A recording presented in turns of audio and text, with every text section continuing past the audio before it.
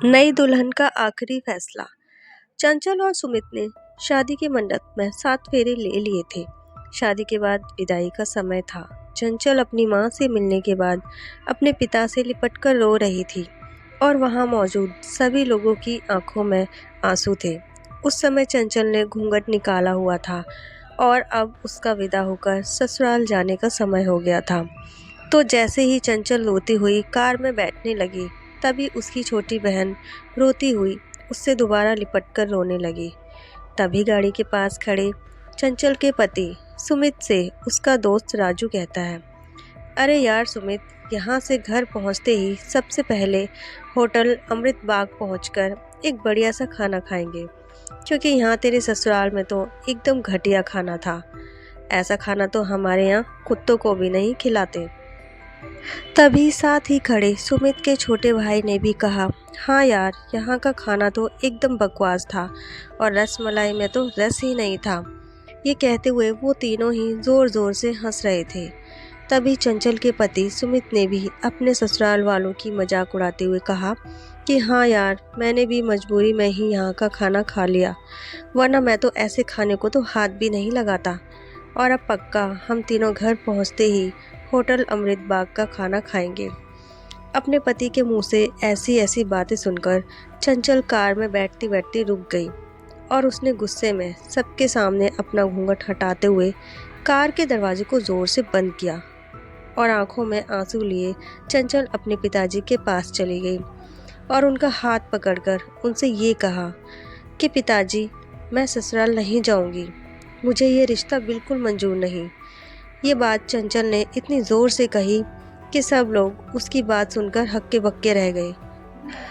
सब लोग चंचल के नज़दीक आ गए और चंचल के ससुराल वालों पर तो जैसे पहाड़ ही टूट पड़ा हो। वजह क्या थी ये किसी को भी समझ नहीं आ रहा था।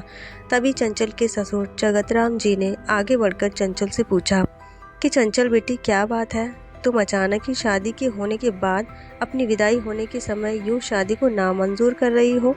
तभी चंचल कुछ देर चुप रहने के बाद अपनी आंखों में आंसू लिए अपने ससुर से बोली कि बाबूजी, आपको पता है मेरे माता पिता ने अपने सभी सपनों को मारकर हम सभी बहनों को इतना पढ़ाया लिखाया और काबिल बनाया, और आप जानते हैं कि एक बाप के लिए उसकी बेटी क्या मायने रखती है। वैसे आप और आपका बेटा कभी नहीं जान सकते, क्योंकि बाबूजी, आपके घर में तो कोई बेटी है ही नहीं।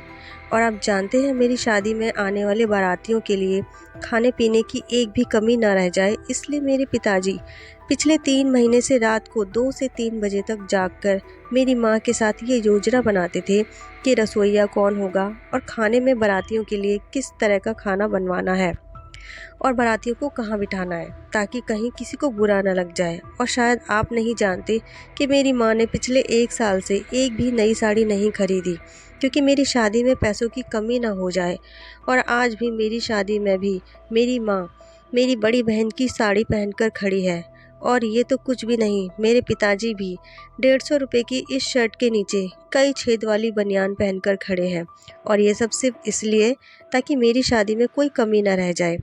लेकिन इतनी मेहनत करने के बावजूद भी आज इस शादी में आपके बेटे को रोटियां ठंडी लगीं और इसके दोस्त को पनीर बकवास लगा और मेरे देवर जी को रसमलाई में तो रस ही नहीं मिला।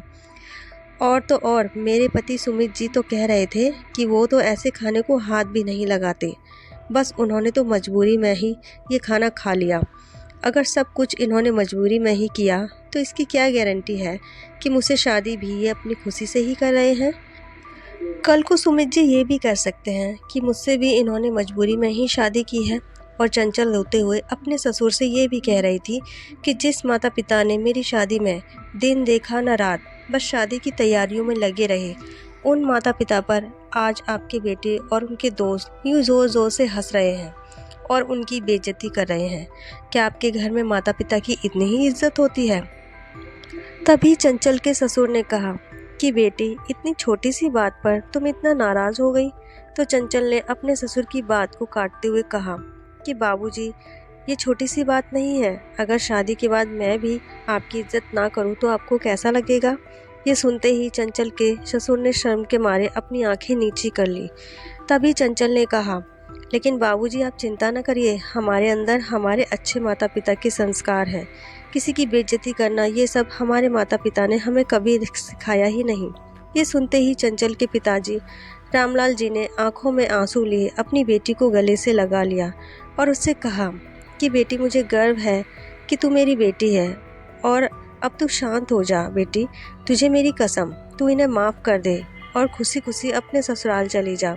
तभी चंचल का पति सुमित भी चंचल के पिताजी और चंचल से हाथ जोड़कर माफ़ी मांगता है और ये कहता है कि बाबूजी, मुझे माफ़ कर दो, सारी गलती मेरी ही है, लेकिन आज आपकी बेटी ने मुझे एक पिता की इज्जत करना सिखा दिया और आज के बाद मैं हर किसी के माता पिता की हमेशा इज्जत करूँगा।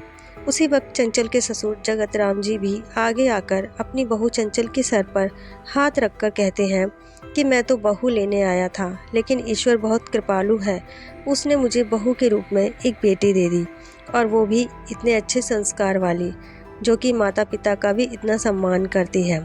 और अब बेटी, मेरे कहने से इन नालायकों को भी माफ़ कर दे, मैं हाथ जोड़ता हूँ तेरे सामने। तभी चंचल अपने ससुर जी के दोनों हाथों को पकड़ लेती है और कहती है कि नहीं बाबूजी, आप मेरे पिता के समान हैं, कृपया आप मेरे सामने हाथ मत जोड़िए। तभी चंचल के पिताजी रामलाल जी भी कहते हैं कि समधी जी, आप मेरी बेटी के सामने हाथ जोड़कर कृपया हमें शर्मिंदा मत कीजिए। मेरी तो आपसे बस इतनी सी ही प्रार्थना है कि हमेशा आप मेरी बेटी को अपनी ही बेटी समझना और इससे कभी कोई गलती हो जाए तो इसे माफ़ कर देना।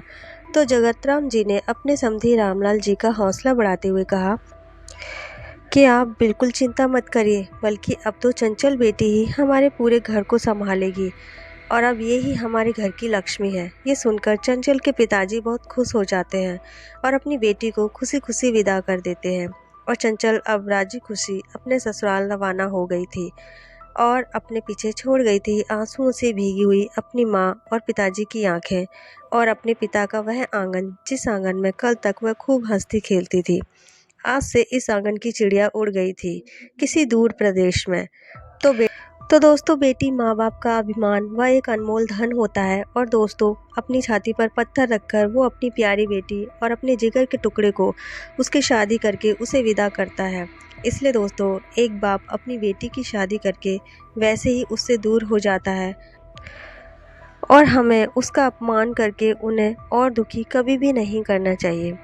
तो दोस्तों, ये थी चंचल की एक कहानी आपको कैसी लगी कमेंट बॉक्स में हमें ज़रूर बताइएगा और ऐसी ही दिल को छू लेने वाली दर्द भरी कहानियों के लिए हमारे चैनल से जुड़े रहिए और हमारे चैनल को सब्सक्राइब कर लीजिए।